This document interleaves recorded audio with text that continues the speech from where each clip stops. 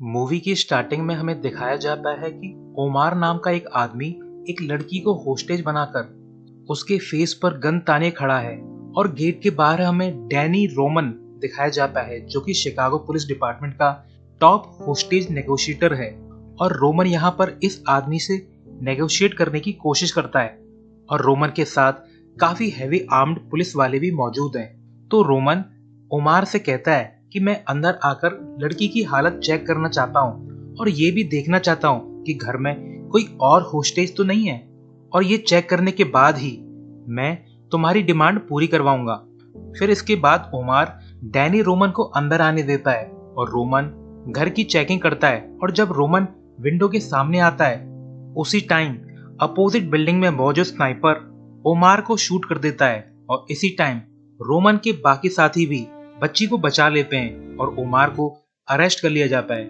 Next scene में जब Roman और उसका पार्टनर नेट रॉनिक जब कार से कहीं निकलने वाले थे तब नेट बताता है कि मुझे मेरे इन्फॉर्मर से पता चला है कि डिपार्टमेंट के डिसेबिलिटी फंड में से हमारे ही डिपार्टमेंट के कुछ मेंबर्स ने पैसे चुरा लिए हैं और इन्फॉर्मर के हिसाब से लगभग 2 मिलियन चोरी हो चुके हैं और इस सब में काफी ऊपर तक के लोग शामिल हैं।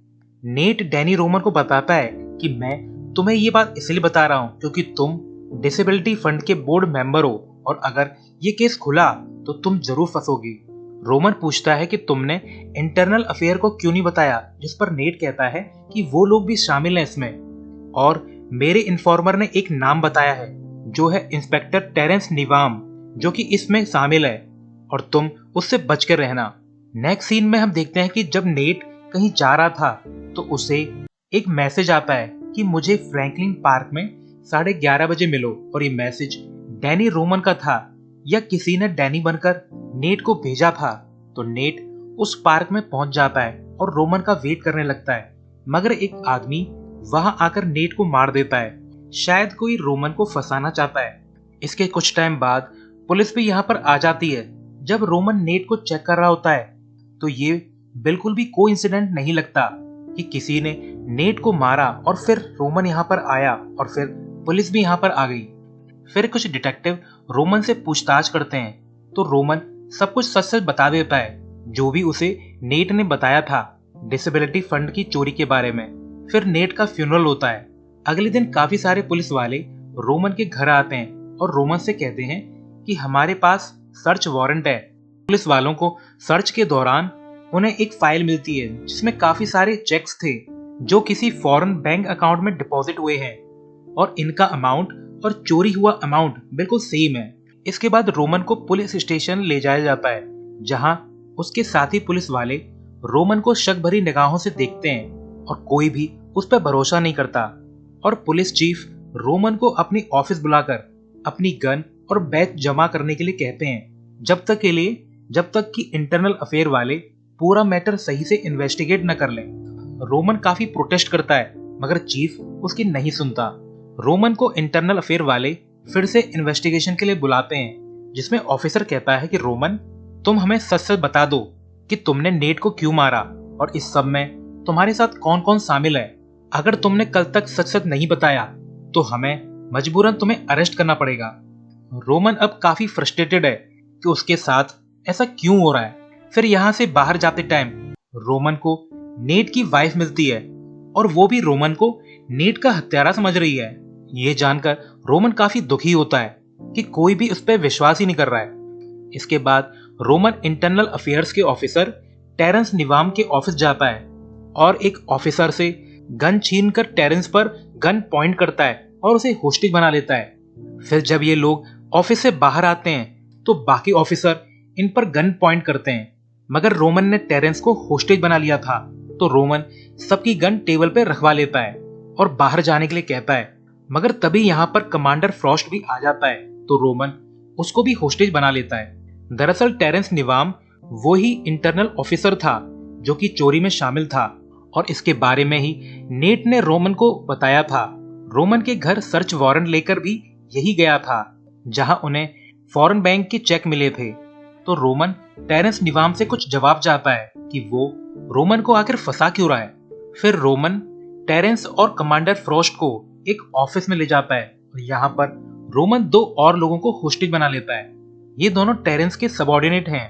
लेडी का नाम मैगी है जो कि टेरेंस की असिस्टेंट है, और रूडी जो कि एक फ्रॉड है और लोगों से फ्रॉड करता है। रोमन टेरेंस से कहता है कि जल्दी सच सच बता दो, वरना तुम्हारे साथी जो पुलिस डिपार्टमेंट में हैं वो डर जाएंगे कि कहीं तुम सच न बता दो, और वो लोग ऐसा बिल्कुल भी नहीं चाहेंगे और वो हमें मारने जरूर आएंगे ताकि उनका राज राज ही रहे।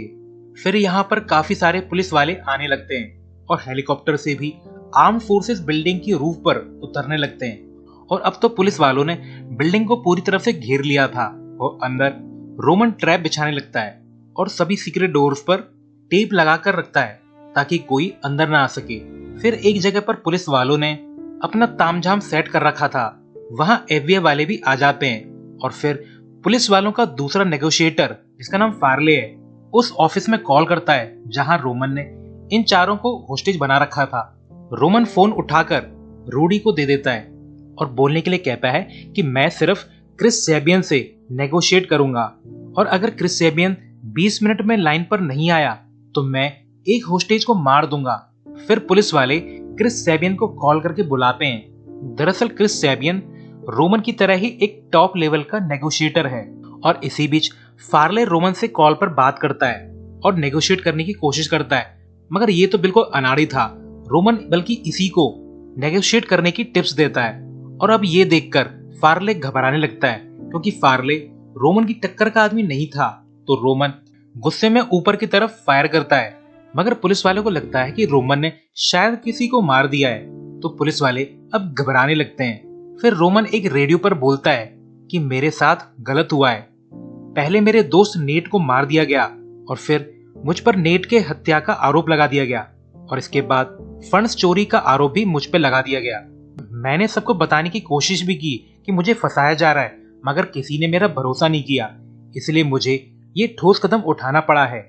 और जब रोमन रेडियो पर यह बात बोल रहा होता है तो इसे पुलिस वाले और मीडिया वाले और अपनी कार में मौजूद क्रिस सैबियन भी सुन रहा होता है क्योंकि इस रेडियो फ्रीक्वेंसी पर सबने चैनल सेट कर रखा था। फिर रोमन टेरेंस से नेट और फंड के बारे में क्वेश्चन करता है, मगर टेरेंस झूठ बोल देता है। मगर रोमन टेरेंस की बॉडी लैंग्वेज देखकर समझ जाता है कि टेरेंस झूठ बोल रहा है। फिर हम देखते हैं कि क्रिस सैबियन पुलिस के पास पहुंच गया है और फिर रोमन और क्रिस जो कि दोनों ही डिपार्टमेंट के बेस्ट नेगोशिएटर हैं आपस में बात करते हैं। रोमन अपनी डिमांड रखता है, पहली, मुझे अपना पुलिस बैच वापस चाहिए। दूसरी, अगर मैं मर जाऊं तो मेरा डिपार्टमेंटल फ्यूनरल होना चाहिए। तीसरी, और मैं चाहता हूं जल्दी से नेट के इन्फॉर्मर को बुलवाया जाए, वही मेरा नाम क्लियर कर सकता है इस कॉन्स्पिरेसी से। और चौथी डिमांड ये है कि इसका पता लगाओ कि मेरे पार्टनर को आखिर मारा किसने है। रोमन कहता है कि इस सब का 8 घंटों में पता लगाओ, वरना मैं होस्टेजेस को मार दूंगा। और लास्टली, मैं तुमसे फेस टू फेस बात करना चाहता हूँ। फिर क्रिस सैबियन एक बुलेट प्रूफ वेस्ट पहनकर सीढ़ियों से ऊपर जाने लगता है और इसी वक्त रोमन रूडी की हथकड़ी खोलकर उस दरवाजे की तरफ ले जाता है ताकि क्रिस के अंदर आने पर अगर कोई होशियारी करे तो वो रूडी को मार देगा। और फिर क्रिस वहां तक पहुंच जाता है और रोमन से पूछता है कि मैं तो तुम्हें जानता तक नहीं, तो आखिर तुमने मुझे क्यों बुलाया। तो रोमन कहता है कि मेरे अपने दोस्तों ने ही मुझे धोखा दे दिया, तो अब मुझे गैरों पे भरोसा करना पड़ रहा है क्योंकि एटलीस्ट तुम इस कॉन्स्पिरेसी में शामिल नहीं होंगी। मगर तभी रोमन को कुछ सुनाई देता है और वो क्रिस को रूम से बाहर निकालकर जल्दी से होस्टेज की तरफ जाता है। यहाँ हम देखते हैं कि इसी वक्त 2 स्वैट वाले रूम की खिड़की तोड़कर अंदर आ जाते हैं और रोमन पे गोली चलाते हैं, जिससे रोमन के हाथ में गोली लग जाती है। फिर रोमन रूडी के सर पर गन पॉइंट करके कहता है कि अपनी गन्स नीचे गिरा दो, वरना मैं रूडी को मार दूंगा। मगर विंडो टूट जाने की वजह से रोमन अब स्नाइपर की नजर में आ गया था। स्नाइपर रोमन के सर पर टारगेट करता है, मगर स्नाइपर और रोमन अच्छे दोस्त थे और रोमन ने उसकी जान भी बचाई थी। तो ऊपर से ऑर्डर मिलने के बावजूद भी स्नाइपर गोली नहीं चलाता, यह कहकर कि रोमन मेरा दोस्त है और मैं उसे नहीं मार सकता। इसके बाद क्रिस सैबियन लौटकर पुलिस वालों के पास पहुंच जाता है और इन लोगों पर भड़कता है कि तुम लोगों ने आखिर ये क्या बेवकूफी मचा रखी है, अगर ये सब करना ही था तो आखिर मुझे बुलाया क्यों। फिर पुलिस ऑफिसर अपनी गलती मानते हैं और इस ऑपरेशन की कमांड क्रिस सैबियन को सौंप देते हैं। तो क्रिस सैबियन पुलिस के रेडियो चैनल पर बोलता है कि अब सारी कमांड मेरे हाथों में है और मेरे ऑर्डर के बिना कोई एक्शन नहीं लेगा। मगर अब रोमन काफी गुस्से में है और विंडो के पास खड़े होकर चिल्लाता है कि रेगुलेशंस के हिसाब से पुलिस डिपार्टमेंट पहले नेगोशिएट करके होस्टेज को छुड़ाने की कोशिश करते हैं, मगर पुलिस वालों ने होस्टेजेस की फिक्र किए बगैर मुझे मारने की कोशिश की है, क्योंकि ये डरे हुए हैं कि इनकी कॉन्स्पिरेसी का पर्दाफाश ना हो जाए। और इसी वक्त हेलीकॉप्टर में मौजूद कॉप्स रोमन पर टारगेट किए हुए थे, मगर क्रिस सैबियन के ऑर्डर की वजह से वो रोमन पे हमला नहीं करते।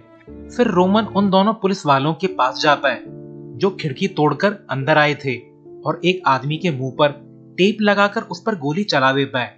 अब सभी पुलिस वाले अब घबरा जाते हैं कि रोमन ने एक होस्टेज को मार दिया है, और वो भी एक पुलिस वाले को, और एक पुलिस वाले को मारना कोई आम बात नहीं है। इसके बाद रोमन पुलिस वालों की वेस्ट में से फ्लैश बॉम्ब निकाल लेता है और इसी वक्त पुलिस वाले बिल्डिंग की लाइट काट देते हैं। रोमन टेरेंस की असिस्टेंट से पूछता है कि क्या तुम कुछ जानती हो इस कॉन्स्पिरेसी के बारे में? तो मैगी कहती है कि मुझे नहीं पता, मगर टेरेंस अपनी सारी फाइलें अपने कंप्यूटर में रखता है।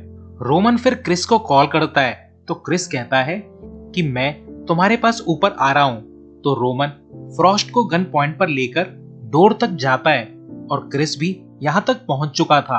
तो रोमन डिमांड करता है कि लाइट्स ऑन कर दो और होस्टेजेस के लिए फूड और ब्लैंकेट लेकर आओ, मगर क्रिस इस सब के बदले एक होस्टेज मांगता है। तो रोमन फ्रॉस्ट को जाने देता है और लाइट फिर ऑन हो जाती है। फिर रोमन रूडी से टेरेंस का कंप्यूटर चेक करवाता है, क्योंकि रूडी एक कंप्यूटर एक्सपर्ट था। उसने कई सारे ऑनलाइन फ्रॉड किए हुए थे पहले, मगर लास्ट में एक जगह पर कंप्यूटर पर पासवर्ड मांगता है। तो मैगी पासवर्ड बता देती है और फिर ये लोग कंप्यूटर सर्च करते हैं तो उन्हें कुछ रिकॉर्डिंग मिल जाती हैं जिसमें नेट और रोमन की कन्वर्सेशन रिकॉर्ड थी। रोमन समझ जाता है कि टेरेंस ने नेट पर बग्स लगाए हुए थे उसकी बातें सुनने के लिए, और जब नेट इस केस को सबके सामने लाने वाला था तो टेरेंस ने नेट को मरवा दिया। फिर रोमन एक प्राइवेट लाइन पर क्रिस सैबियन को कॉल करता है और बोलता है कि मुझे टेरेंस के कंप्यूटर पर कुछ रिकॉर्डिंग मिली है जिसके हिसाब से टेरेंस शुरू से झूठ बोल रहा है और शायद नेट की वाइफ इस केस के बारे में कुछ जानती है। तुम उससे इंफॉर्मेशन निकलवाओ, तुम्हारे लिए एक होस्टेज और छोड़ दूंगा। और इसी वक्त पुलिस ऑफिसर क्रिस सैबियन के पास आते हैं और इनमें से हेल्मन नाम का आदमी कहता है क्यों ना हम एक यूनिट वेंट सिस्टम से भेजें होस्टेज वाले रूम के ऊपर, और जरूरत पड़ने पर हम एक्शन ले सकेंगे, जिसके लिए क्रिस सैबियन मान जाता है, मगर यह कहकर कि मेरे ऑर्डर के बिना कोई कार्रवाई नहीं करेगा। फिर हेल्मन एक एलन नाम के आदमी के पास जाता है और बोलता है कि हम लोग वेंट से जाएंगे और तुम चांस मिलते ही रोमन को मार देना। यहाँ पर यह क्लियर हो जाता है कि हेल्मन और एलन कॉन्स्पिरेसी का हिस्सा हैं और वो बिना ऑर्डर के ही रोमन को मारने की फिराक में हैं। फिर टेरेंस के कंप्यूटर को चेक करने पे पता चलता है कि टेरेंस भी डिसेबिलिटी फंड की चोरी के बारे में इन्वेस्टिगेशन कर रहा था, और साथ में 3 ऑफिसर की भी। तो रोमन को यह बात समझ में नहीं आती कि जब टेरेंस चोरी का हिस्सा है तो वो सीक्रेटली इन्वेस्टिगेशन क्यों कर रहा था, और जिन 3 पुलिस वालों पर टेरेंस को शक था वो तो डिसेबिलिटी फंड से पैसे निकाल भी नहीं सकते थे। तो रूडी बोलता है कि ये काम तो बिल्कुल सिंपल है, डिसेबिलिटी फंड एक इंश्योरेंस की तरह है। ये 3 पुलिस वाले झूठे पेपर बनाते थे ताकि पैसे निकाल सकें, और फिर ये पेपर तुम्हारे पास साइन होने आते थे और तुम अपने डिपार्टमेंट वालों पर भरोसा करके साइन कर देते थे, इसलिए सभी फॉरेन अकाउंट्स चेक पर तुम्हारे साइन होंगे। रूडी कहता है कि मैं भी ऐसे फ्रॉड पहले कर चुका हूं। वहीं दूसरी तरफ क्रिस सैबियन एक आदमी को ले आता है और कहता है कि यही नेट का इन्फॉर्मर है, मगर रोमन उस आदमी की प्रोफाइल चेक करता है तो समझ जाता है कि ये आदमी नेट का इन्फॉर्मर नहीं हो सकता और क्रिस उससे शायद ब्लफ कर रहा है होस्टेज छुड़वाने के लिए। मगर रोमन अब हद से ज्यादा गुस्सा है, और जब वो टेरेंस को मारने वाला था तब टेरेंस डर कर बता देता है कि नेट मेरे पास इस कॉन्स्पिरेसी की इंफॉर्मेशन लेकर आया था, और जब मैं असली रॉबर्ट से मिला तो उन तीनों ने इस केस को दबाने के लिए मुझे ब्राइब किया, और इस केस में तुम्हारे सभी दोस्त शामिल हैं। जो कि हैं अर्जेंटो, हेलमैन और एलन। और इस सब का मेरे पास प्रूफ भी है। जब टेरेंस रोमन को सच बता रहा था तो इनके ऊपर वेंट में हेलमैन वगैरह सुनकर घबराने लगते हैं। तो हेलमैन वेंट को ऊपर करके टेरेंस का कंप्यूटर डिस्ट्रॉय कर देता है शूट करके, और इसके साथ ही कंप्यूटर में मौजूद एविडेंस भी डिस्ट्रॉय हो जाते हैं। इसके बाद हेलमैन और रोमन के बीच तगड़ा शूट आउट चालू हो जाता है, और इसका फायदा उठाकर बाहर से भी आर्म्ड पुलिस वाले अंदर आने की कोशिश करते हैं, मगर रोमन उन पर फ्लैश बॉम्ब फेंकने लगता है। क्रिस बार बार फायर न करने को बोलता है, मगर बेचारे की कोई नहीं सुनता और रोमन पर फायरिंग जारी रहती है। और इसी फायरिंग के बीच टेरेंस को गोलियां लग जाती हैं और बेचारा वो निपट जाता है। अब क्रिस के बार बार फोर्स करने पर फायरिंग रुकवा दी जाती है। क्रिस रोमन से कॉल पर पूछता है कि वहां पर क्या सिचुएशन है, जिस पर रोमन बताता है कि टेरेंस मर चुका है। क्रिस सैबियन फिर पुलिस वालों पर काफी भड़कता है और कहता है कि मुझे समझ नहीं आता कि तुम्हारा पुलिस डिपार्टमेंट रोमन को मारने पर क्यों तुला हुआ है। तुम लोगों ने 2 बार ऑर्डर फॉलो नहीं किए और दोनों बार रोमन को मारने की कोशिश की है, और दूसरी बार तुमने तो टेरेंस को भी मरवा दिया। कि अब तो मुझे तुम लोगों के इरादों पर शक है कि रोमन के अपने दोस्त और डिपार्टमेंट उसकी जान के पीछे पड़े हैं। फिर एफबीआई वाले यहाँ पर आ जाते हैं और कहते हैं तुम लोगों ने बहुत ड्रामा कर लिया, अब इस केस को एफबीआई हैंडल करेगी। और क्रिस सैबियन, अब आप यहाँ से जा सकते हैं, अब नेगोशिएटर की कोई जरूरत नहीं है। 5 मिनट में हम लोग पूरी तरह से हमला करेंगे और रोमन को मार देंगे। मगर इनमें से होस्टेज की कोई बात ही नहीं कर रहा। शायद इन लोगों को इस बात से कोई फर्क ही नहीं पड़ता कि होस्टेज मरे या बचे। फिर क्रिस यहाँ से चला जाता है और रोमन वाली बिल्डिंग में जाता है। रोमन अब सभी होस्टेजेस से कहता है कि आई एम सॉरी गाइस, मैं तो बस अपने आप को इनोसेंट प्रूव करना चाहता हूँ, मगर मुझे नहीं पता था कि पुलिस वाले तुम्हारी फिक्र किए बगैर ही मुझे मारने की कोशिश कर रहे हैं। और प्लीज मैगी, क्या तुम मेरी वाइफ को लास्ट मैसेज दोगी कि आई लव हर। तो मैगी कहती है कि टेरेंस अपने सारे डाटा की कॉपी अपने घर के कंप्यूटर पर रखता था, तुम हिम्मत मत हारो। और इसी बात क्रिस भी यहाँ पर पहुंच जाता है और रोमन से सरेंडर करने को कहता है और बोलता है कि तुमने एक पुलिस वाले को मारा है और एफबीआई वाले नेगोशिएट नहीं करेंगे। तो रोमन क्रिस को दिखाता है कि उसने पहले पुलिस वाले को नहीं मारा था, बस उसके मुंह पर टेप लगा दिया था और साइड में फायरिंग की थी। और बाकी होस्टेजेस भी गवाही देते हैं कि रोमन इनोसेंट है। टेरेंस ने मरने से पहले कन्फेस किया था कि सब कुछ अर्जेंटो, हेलमैन और एलन का किया धरा है। और टेरेंस जब बात बता रहा था तभी फायरिंग स्टार्ट हो गई। शायद कोई टेरेंस को पूरी बात बताने से रोकना चाहता था।